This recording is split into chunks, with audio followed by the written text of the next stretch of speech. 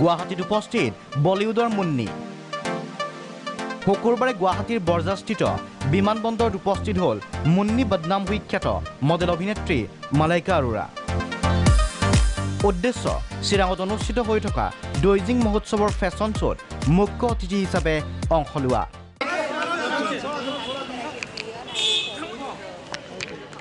डीजिंग festival कर रहे हैं यहाँ पर असम में बोरेगांव में जो कि भूटान से 30 किलोमीटर पहले है और अभी मलाइका अरोड़ा का आज प्रोग्राम हम करने के लिए आए हैं जिसमें वो फैशन शो में अपना चीफ गेस्ट बनी है और अभी हम उनको लेने के लिए आए हैं और लेके जाएंगे यहाँ से ইপিনে একেদিনাই বিমানবন্দৰত উপস্থিত হ'ল বলিউডৰ জনপ্ৰিয় কণ্ঠশিল্পী নেহা কক্কৰ অতি কম সময়ৰ ভিতৰতে নেহাই এটাৰ পাছত আনটো জনপ্ৰিয় গীতেৰে অনুৰাগীৰ মন জয় কৰিছে বিমানবন্দৰৰ পৰা পোনে পোনে নেহা ৰাওনা হয় হোটেললৈ সন্ধিয়া 7 বজাত সৰু সজাইত নেহাৰ সংগীত অনুষ্ঠান নিউজ ডেস্ক প্ৰাগ নিউজ